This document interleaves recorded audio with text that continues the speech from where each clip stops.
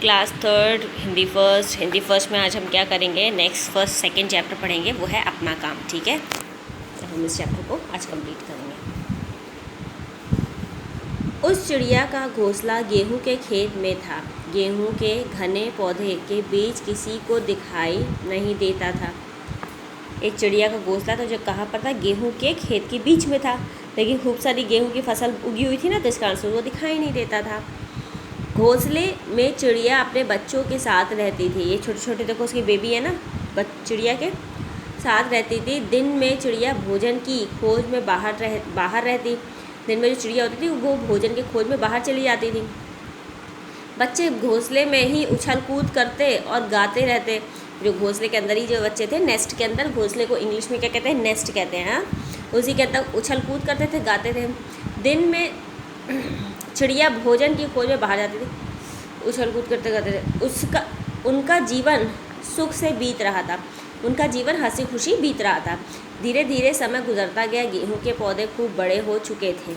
चिड़िया के बच्चे भी बड़े हो गए थे, लेकिन अभी उनके पंख इतने मजबूत नहीं हुए थे कि वे उड़ सके। एक दिन जब चिड़िया माँ दाने की खोज में बाहर गई हुई थी, चिड़िया की जो माँ थी, जब दाने की खोज में बाहर गई हुई थी, बच्चे घोंसले में ही उछल कूद कर रहे थे। तभी उन्होंने दो आदमियों को आपस में बात करते सुना।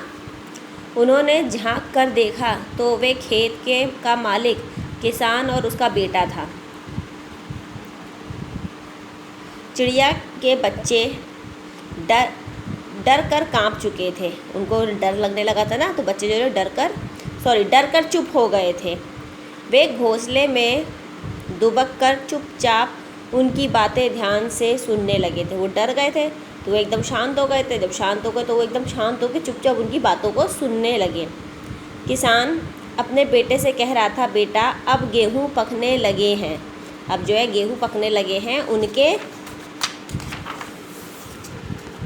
उनके कटने का समय आ गया है। 4-5 दिन में उन्हें काट लेना चाहिए। चलो हम अपने पड़ोसियों से मदद मांगे। ठीक है, तो मतलब उसको था ये गेहूं को काटना है, तो अभी इतने सारा गेहूं अकेले तो कट नहीं पाएगा, तो उनको ये था कि हम अपने नेबर से हेल्प ले लेंगे और मिलके ये पूरा गेहूं काट लिया जाएगा। ठीक है।